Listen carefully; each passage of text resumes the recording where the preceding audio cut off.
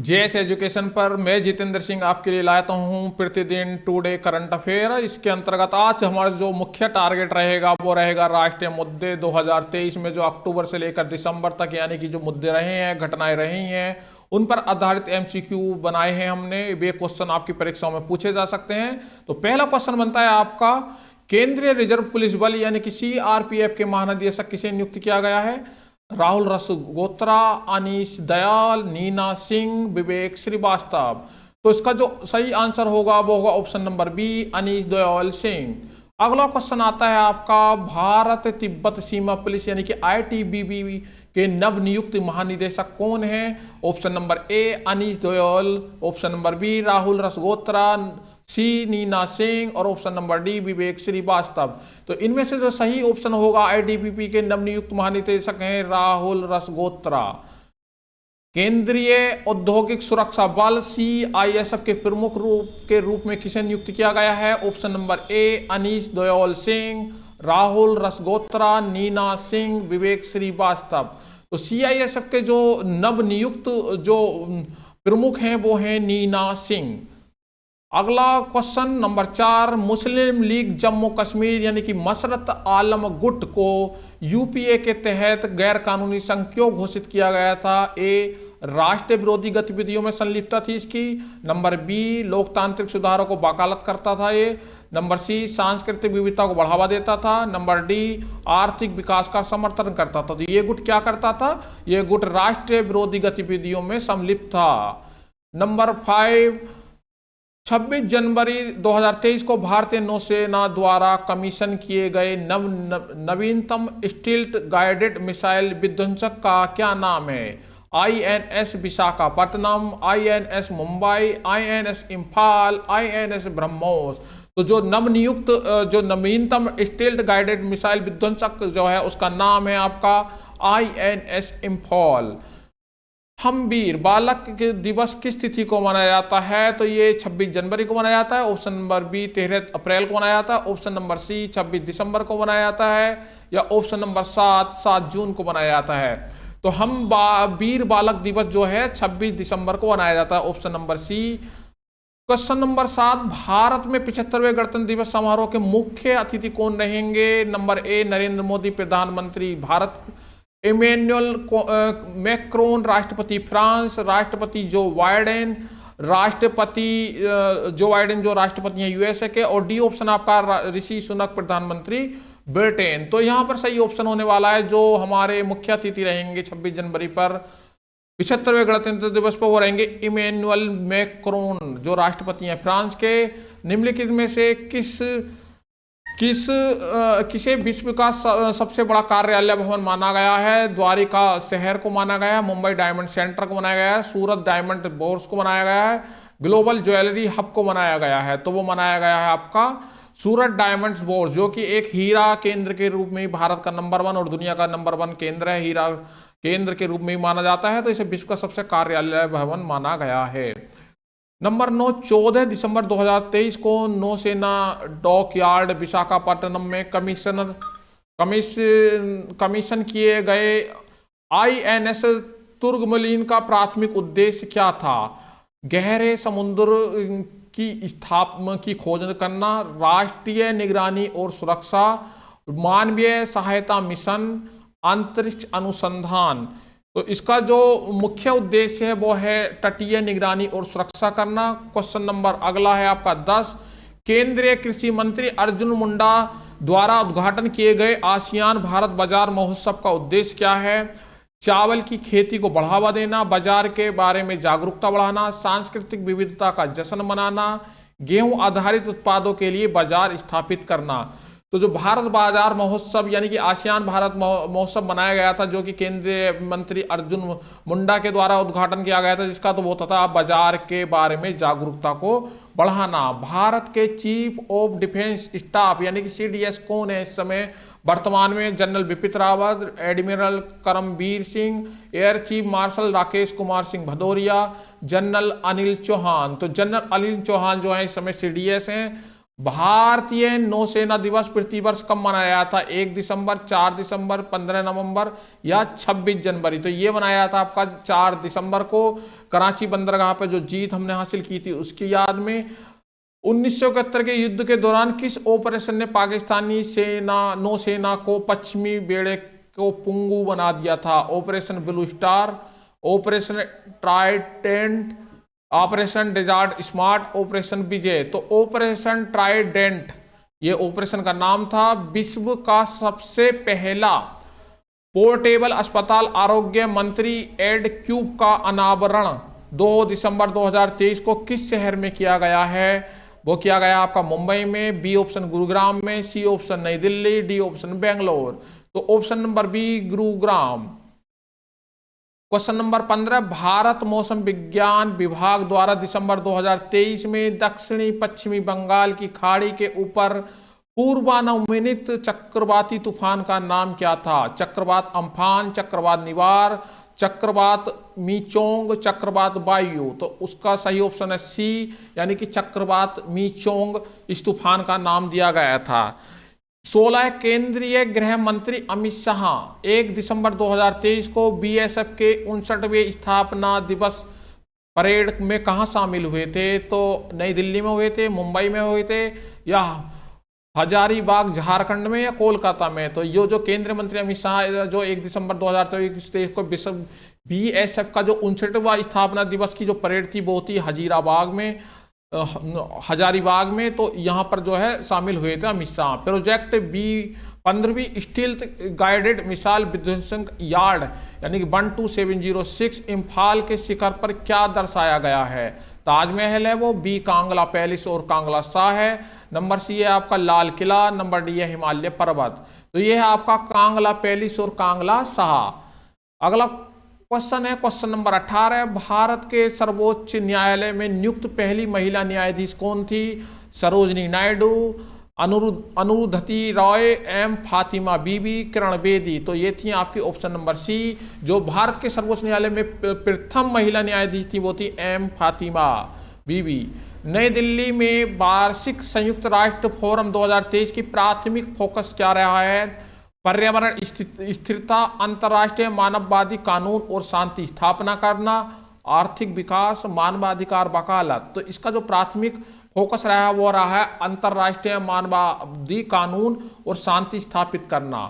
Question number B, tried के निर्देशों के उल्लेखित डिजिटल सहमति अधिग्रहण DCA सुविधा का मुख्य उद्देश्य क्या है? ग्राहक प्राथमिक नियमों को बढ़ाना, स्पैम और अनचाहे वाणिज्य संचार से निपटने के लिए, दूरसंचार बुनियादी ढांचे में सुधार, दूरसंचार सेवाओं तक निःशुल्क पहुंच? तो इसका जो मुख्य उद्देश्य है, इस DCA सुविधा का जो मुख्य उद्देश्य है वो है आपका स्पैम और अनचाहे वाणिज्य संचार से निपटने के लिए।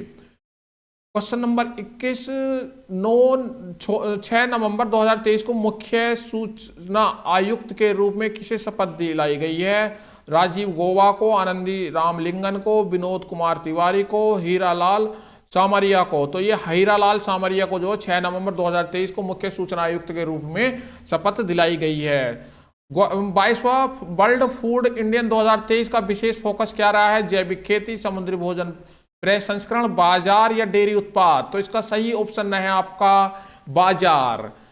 क्वेश्चन नंबर 23, भारतीय रेलवे ने देश के किस हिस्से के लिए एक विशेष भारत गौरव ट्रेन यात्रा के संचालन की घोषणा की है? पश्चिमी राज्य के लिए की है, उत्तरी राज्य के लिए की है, दक्षिण राज्य के लिए की है, उत्तर पूर्वी राज्य के लिए की है? तो भारतीय रेल ने ये जो विशेष गौरव ट्रेन यात्रा का संचालन की घोषणा की है वो की है उत्तरी पूर्वी राज्य के लिए।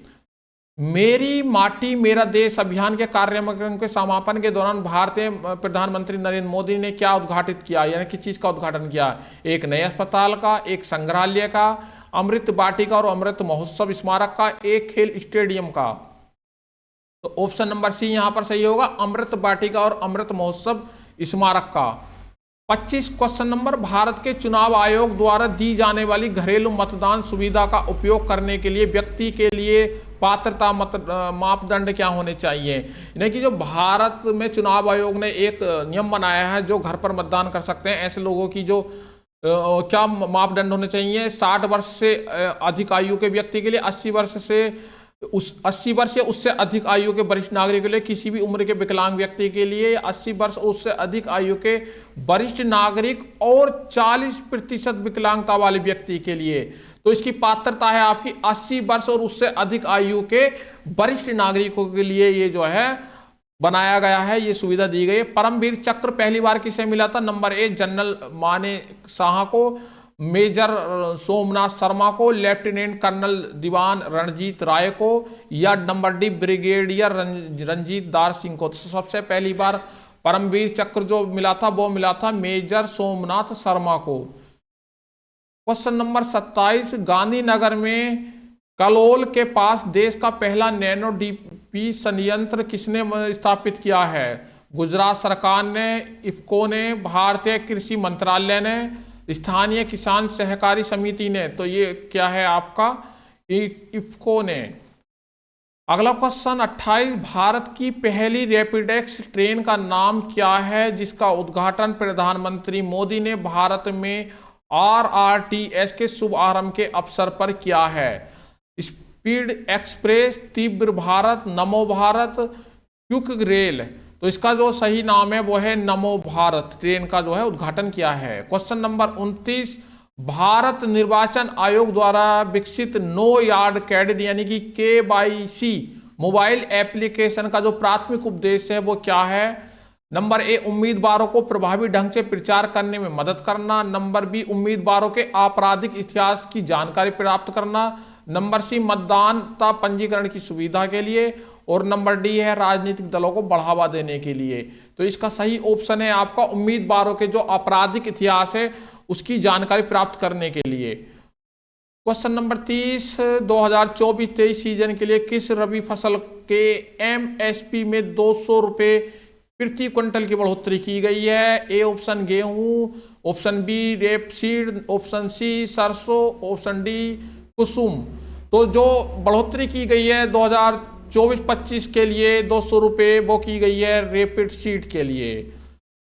रेपिड एक्स क्या है? भारत की पहली स्वदेशी सेमी हाई स्पीड क्षेत्रीय रेल प्रणाली, भारत की पहली बुलेट ट्रेन, भारत की पहली मेट्रो ट्रेन, भारत की पहली मनो रेल। तो यह है आपकी भारत की पहली स्वदेशी सेमी हाई स्पीड क्षेत्रीय रेल प्रणाली। Question number 32, Delhi Ghaziabad Meerut RRTS corridor के किस खंड का उद्घाटन प्रधानमंत्री मोदी ने 2023 में 20 अक्टूबर को किया था? साहिबाबाद में मोदी नगर, गाजियाबाद से दुहाई, गुलधर से मेरठ, दिल्ली से गाजियाबाद। तो ये क्या था आपका? गाजियाबाद से दुहाई तक।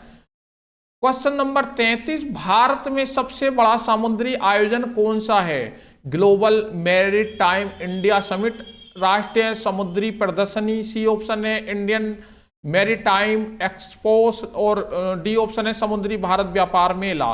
तो ये ऑप्शन होगा इसका A global maritime India summit.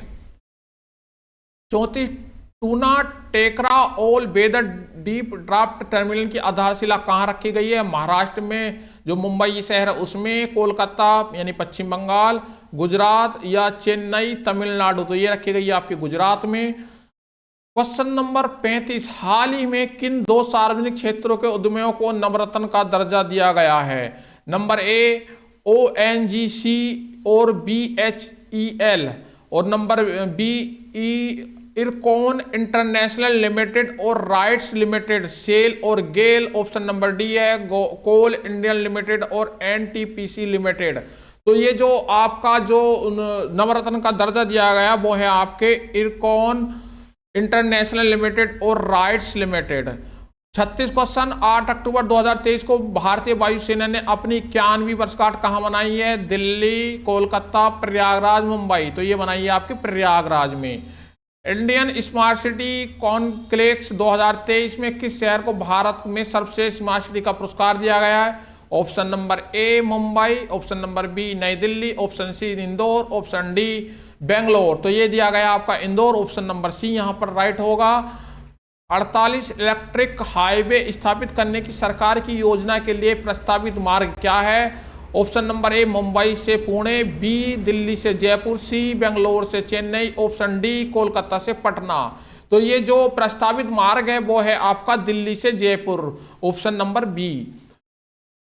11 नवंबर 2023 को अयोध्या में दीपोत्सव के दौरान उत्तर प्रदेश सरकार को क्या उपलब्धि प्राप्त हुई है? 5वां गिनीज वर्ल्ड रिकॉर्ड बनाया, 6ठा गिनीज वर्ल्ड रिकॉर्ड बनाया, 10वां गिनीज वर्ल्ड रिकॉर्ड बनाया, या कोई भी रिकॉर्ड नहीं बना है? तो 6ठा गिनीज वर्ल्ड रिकॉर्ड बनाया है उत्तर प्रदेश सरकार ने 11 नवंबर 2023 को।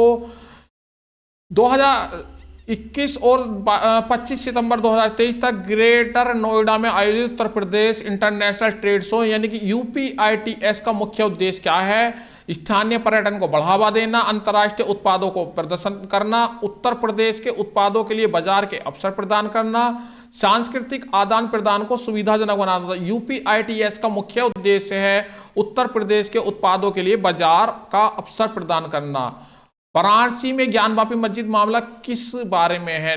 नंबर ए ज्ञानवापी मस्जिद के स्वामित्व पर विवाद है, नंबर बी काशी विश्वनाथ मंदिर के निर्माण को लेकर कानूनी लड़ाई है, सी ज्ञानवापी मस्जिद के वैज्ञानिक सर्वेक्षण पर विवाद है, नंबर डी वाराणसी में गंगा कॉरिडोर के बारे में एक प्रतिनिधि है। तो इसमें ऑप्शन नंबर ए सही होगा। ज्ञानवापी मस्जिद के में जो है स्वामित्व का जो है विवाद है, यानी कि मालिकाना हक के ऊपर विवाद है।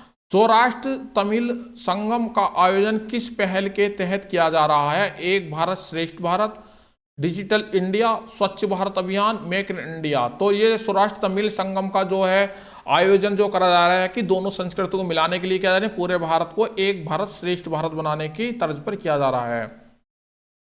उत्तर प्रदेश में शिक्षा चयन के लिए हाल ही में गठित आयोग का क्या नाम है? उत्तर प्रदेश शिक्षा चयन आयोग, उत्तर प्रदेश शिक्षा सेवा चयन आयोग, उत्तर प्रदेश शिक्षा भर्ती आयोग, उत्तर प्रदेश शिक्षा पात्रता आयोग। इसका सही आंसर आप कमेंट बॉक्स में देंगे। क्वेश्चन नंबर 44, आत्मनिर्भर भारत उत्सव 2024 में एक जिले का उत्पादक पुरस्कार 2023 के राज्य श्रेणी ए का स्वर्ण पुरस्कार किस राज्य को प्रदान किया गया? तो यह आपका महाराष्ट्र, गुजरात, उत्तर प्रदेश, बिहार। तो यह किया गया आपका उत्तर प्रदेश को। हाल ही में सैनिकों के इलाज हेतु AI यानी कि आर्टिफिशियली इंटेलिजेंट और मशीन लर्निंग के इस्तेमाल को लेकर भारत वायु सेवा के मेडिकल सर्विस और उत्तर प्रदेश के निम्न में से किस संस्थान के मध्य समझौता ज्ञापन हस्ताक्षर हुआ है? तो IIT BHU, IIT Kanpur, IIT Prayagraj और गणेश शंकर विद्यार्थी मेडिकल कॉलेज। तो ये हुआ है आपका IIT कानपुर के बीच समझौता हस्ताक्षर हुआ है। हाल ही में उत्तर प्रदेश सरकार ने एथेनॉल उत्पादन को बढ़ाने के लिए किस देश के साथ समझौता किया है? France, Denmark, Sweden, Australia. तो उत्तर प्रदेश सरकार ने एथेनॉल उत्पादन को बढ़ाने के लिए डेनमार्क के साथ समझौता किया। ऑप्शन नंबर बी यहां पर सही होगा। क्वेश्चन नंबर 47, केंद्रीय शिक्षा और कौशल विकास उद्यमी मंत्री धर्मेंद्र प्रधान ने उत्तर प्रदेश के किस जनपद में PM श्री स्कूल का शुभारंभ किया? कानपुर में किया, गोरखपुर में किया, लखनऊ में किया, सहारनपुर में किया। तो ये क्या आपका लखनऊ में।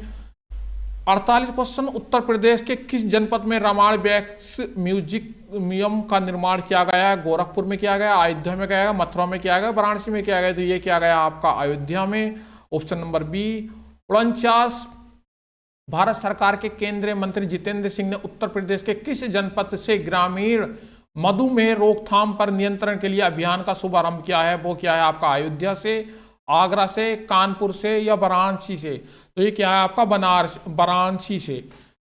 केंद्रीय गृह मंत्री अमित शाह ने देश के पहले साइबर सुरक्षा केंद्र का उद्घाटन निम्नलिखित में से किस स्थान पर किया? मुंबई, लखनऊ, चंडीगढ़, दिल्ली। तो ये ऑप्शन है आपका, ऑप्शन नंबर यहां पर होगा सी सही, यानी कि चंडीगढ़ में केंद्रीय गृह मंत्री अमित शाह ने देश के पहले साइबर क्राइम सुरक्षा केंद्र का उद्घाटन किया है। तो इसी के साथ ये जो 50 क्वेश्चन थे ये यहाँ पर समाप्त होते हैं। इन 50 क्वेश्चनों से पिछले 3 महीने के जो राष्ट्रीय मुद्दे थे वो कवर हुए। राष्ट्रीय मुद्दे और घटना जो देश के अंदर घटी हैं उन घटनाओं पर आधारित ये क्वेश्चन थे। यहाँ से आपका करंट अफेयर के क्वेश्चनों में बहुत महत्वपूर्ण लाजवाब तरीके से आप इसमें तैयारी कर सकते हैं। आप 15 मिनट में ये वीडियो देखकर अपने जो भी करंट अफेयर है उससे पक्का कर सकते हैं। हमारे साथ जुड़े रहने के लिए हमारे चैनल को सब्सक्राइब कीजिए, लाइक कीजिए और अपने दोस्तों को शेयर कीजिए। हमारा मोटिवेशन बढ़ाइए। हम आपके लिए और अच्छी और महत्वपूर्ण टॉपिकों पर ये क्लास लाते रहेंगे। जो टॉपिक्स आपके करंट में चल रहे हैं उन पर हम क्लास लाएंगे। इतिहास, भूगोल और उसके अलावा नागरिक शास्त्र पर हमने कुछ क्लासें डाल रखी हैं और लेटेस्ट वीडियो लाएंगे जो करंट अफेयर से आपके रिलेटेड हो। आपके विभिन्न एग्जामों में क्वेश्चन पूछे जाएंगे, वहीं से पूछे जाएंगे, क्योंकि करंट अफेयर, जीके, जीएस का कोई अंत नहीं है। ये अनंत हैं। इन्हें जितना सीख लिया जाए कम है। तो हर क्लास को पढ़िए, उसके साथ साथ हमारी क्लास को भी ज्वाइन कीजिएगा। आज के लिए इतना ही। धन्यवाद। नमस्कार।